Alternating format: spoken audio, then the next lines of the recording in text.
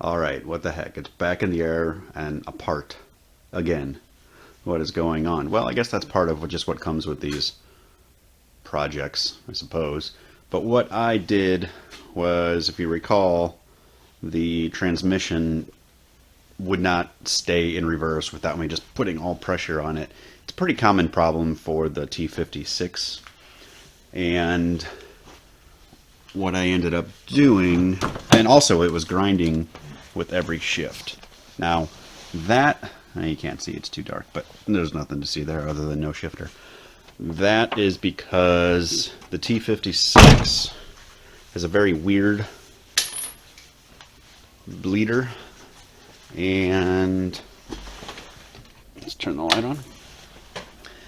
It is all the way on this. No, you can't see it. This is dumb. It's tucked way back there, and I could not get a wrench on it. And the reason why it's grinding, hopefully, is that I could not bleed that clutch all the way. So what I did already was pull the transmission. I actually replaced the clutch. I've got a C6 Z06 clutch in there. It'll be good for this heads cam intake setup. I'll be maybe 450-ish to the wheels. It'll hold that plenty easily. But I went ahead and replaced the clutch and flywheel, and then I took apart the transmission. There's a pretty simple fix for these reverse issues, so that is taken care of, and the clutch, all that's back in, transmission's back in. I also got, if you see this little wire right here, that's actually a speed bleeder, so that's going into the side of the transmission, so it'll come up. I can bolt it like right there, and then I could bleed the clutch that way. It's still a two-person job, but you can actually get a tool on it and it'll be really easy. I guess technically I could drill a hole through the transmission tunnel and do it myself, but that's kind of silly, especially because it's not something you do every day. So that is all done. I have a massive list of things that are going to be done, the things that are needing to be done, and we can talk about that. Alright, so I've got a list here of everything that I have to get done, and I say half. So we all know I take forever to do any work on the car. This list is huge. You can see all of these things. Some of them are need to have, some of them are not. But these are the things that I have to get done before Rocky Mountain Race Week. I'm going to try to get in for the race side of things. I don't know if you all are familiar, but registration I think starts in February, and I believe they were saying that spots for the race week side of things fill up within like 10-15 seconds. So it's ridiculous. I'll have a bunch of computers and phones up hitting refresh. Maybe I'll get in, maybe I won't. If I do not, I'm still going to go. They have a thing called Road Week, which is basically you do the exact same things as every other car, except you don't go down the track. A little bit less of an adventure that way, but I still want to do it. It's kind of been a bucket list item for me. Hopefully I get to the race side of things. But regardless, that's all the way in June, and I'm already, this is like slamming to get done because of how little I work on this stupid thing. So I've got this list, and I won't go over every single item because it might bore you, but I will go over I guess, what I have deemed as required for this. Some of the items, or a couple of those, were what I consider required, were the transmission grinding, the reverse, and a new clutch. So I'm already a little bit ways ahead. Excuse me. It is cold, by the way. What is it, 10 degrees out right now? Alright, let's go ahead and get going. The first item up for bid is, I just need to get a new tune, not a new tune, I need to tune it, right? I've got a basic tune on there. I can go wide open throttle. It doesn't drive very, well, it drives okay. A little bit of cam surge, just cruising around. Cold starts are kind of rough. It has a hard time catching on, things like that can be polished up pretty easily, but I'm also going to be cruising for hundreds of miles. So I need to make sure that my, sixth gear cruising is good.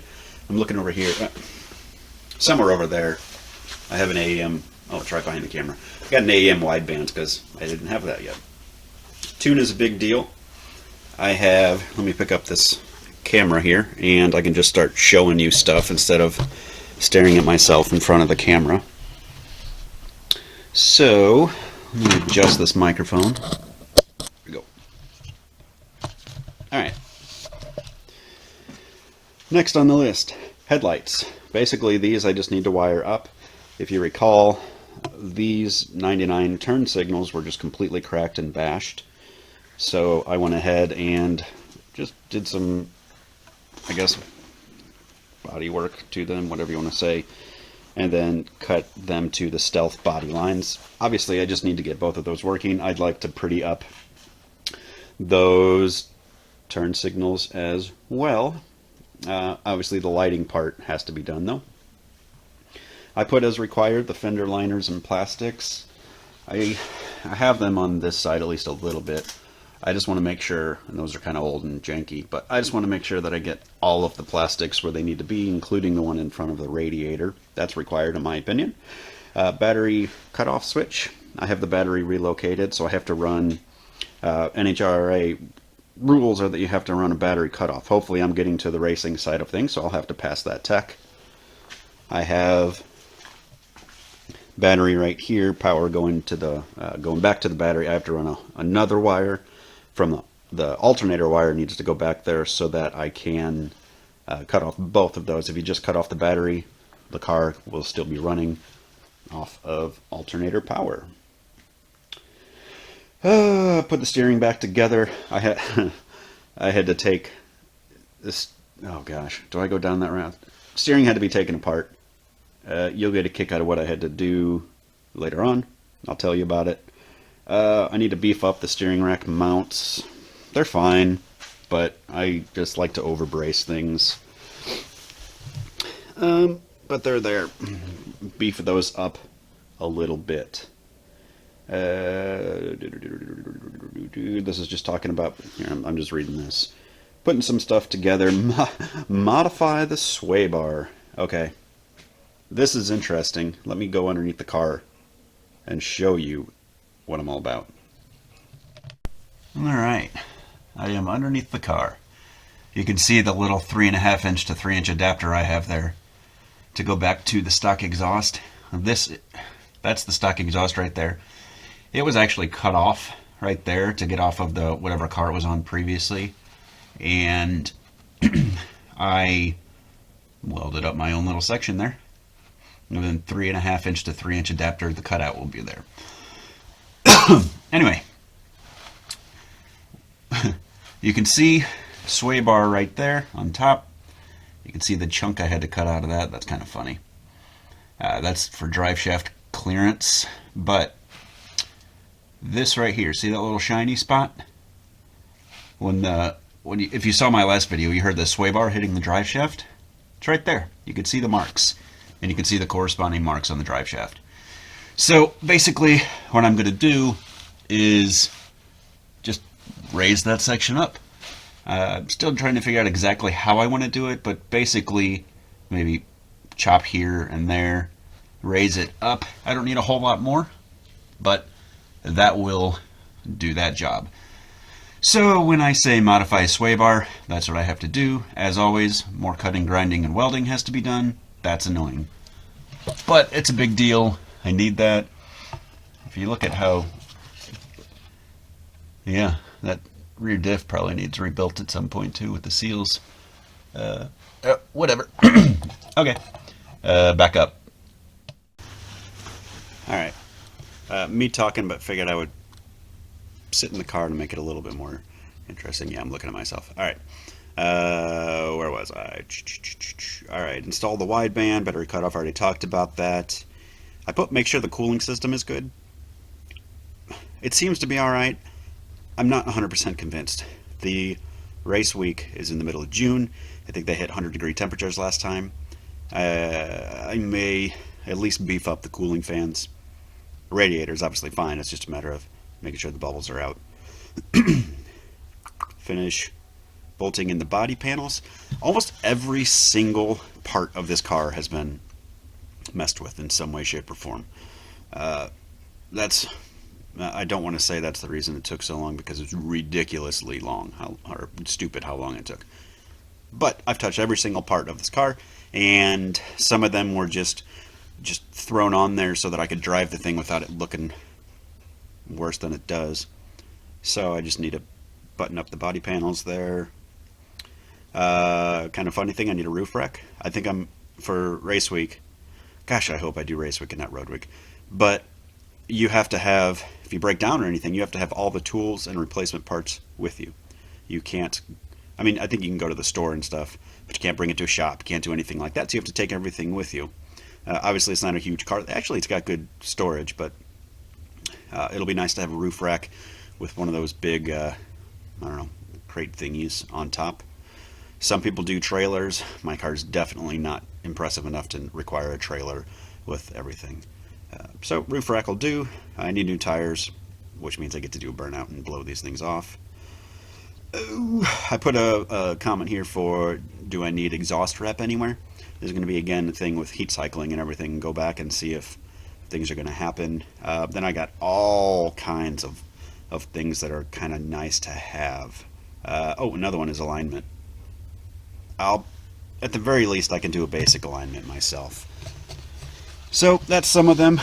There are several having to do with putting the interior together. Obviously, that's something I'm going to do. Some of these, the Bosch gauges are kind of being weird to me, so I need to get those working. Those turned out awesome, though. Sorry for the glare. I'm going to get the tack and speedo working. It's not necessarily required. That is a very nice to have, though, especially if I'm going to be racing. I can tap into that from the ECU. Again, the ECU is up there, and it's tuned with HP tuners, so I can stay up there. One of the items is to Velcro that. I can tune the tack and speedo to work correctly, which is really cool.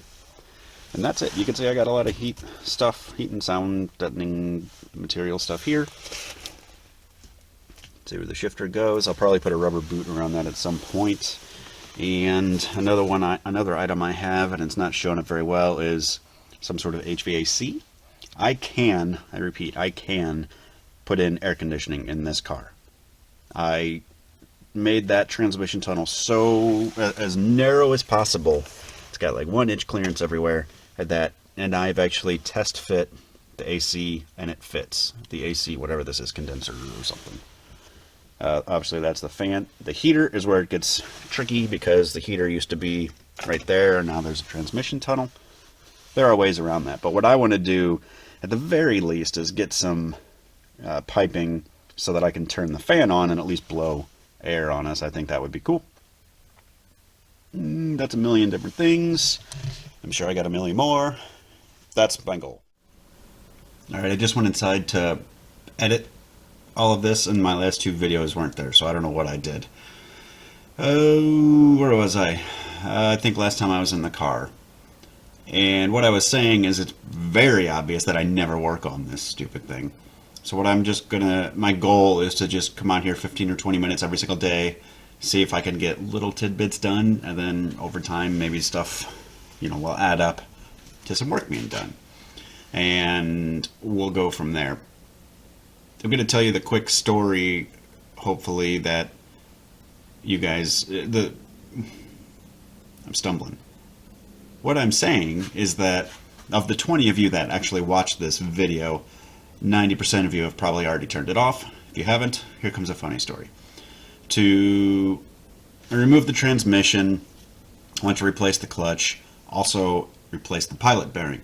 And one of the old tricks is to shove grease in the middle of the pilot bearing, hammer at it, put more grease, hammer at it, and then that'll eventually go in there and put pressure coming backwards, pop that pilot bearing out. Some people also use bread, because bread will do the exact same thing, and then after all this you don't have much of a mess. You can just pop that piece of bread out and you're good. I decided to go with the bread method. Well, the problem with that is that on the LS1, behind the pilot bearing is not just solid metal. It's not the end of the crankshaft with a little cup of solid metal. It is what is essentially a freeze plug. I forgot the name of it. There's a fancy term for it, but it's a freeze plug. It's a 1-inch freeze plug. So I'm shoving this bread in here, hammering away, shoving more bread in, hammering away. All of a sudden it gives, and I guess long story short, the freeze plug along with an entire slice of bread, maybe 1.5 slices of bread, now drop down into my oil pan. And to get that remedied, I had to drop the oil pan and see what was going on. Well, the steering rack and the steering rack mounts and the subframe are in the way, so I cannot lower the oil pan. I cannot remove the oil pan without pulling the engine, or at least lifting it up a foot. So basically pulling the engine. So I was able to loosen the steering rack, push it up or forward towards the nose of the car, maybe that much, undo all of the oil pan bolts, and that lowered the backside of the oil pan maybe that much, a few inches. And I could see in there, see what was going on, and sure enough, on top of the windage tray, it didn't fall down, was a freeze plug and bread. That's not something you see in an engine every day. So I was, in the middle of the car with a little hanger, and or it was a welding rod, and I was hooking there and trying to pull this bread and freeze plug out. I had a little plastic diaper underneath, so I didn't accidentally knock the bread into the oil pan. Thankfully, there wasn't anything there. It was a disaster, but I ended up getting it all out, so I didn't have to pull the engine. But that set me back a few hours, and that pissed me off. There's my funny story. If you have an LS1, don't try that method. Get a pilot bearing puller, which is what I did, and it took 30 seconds with the slide hammer. Oh, I don't know what else I lost on video, but that's it. That's my list. There's a couple more things that I forgot to mention. I need to do all-wheel steering delete, which sucks, but I have to because I don't want the steering rack gear thingy to be in there when it's all dried up, and who knows what that could do. And it's going to mess with the alignment. I won't be able to do it technically in alignment. If I'm drag racing, I don't want that rear. I don't want the rear steering, even though it's only an inch or two. I don't want that moving around. That has to be done. There's probably other things that I forgot as well, but I figured I would mention that one. This is the end of the video. I will keep you updated as I do more things. See ya.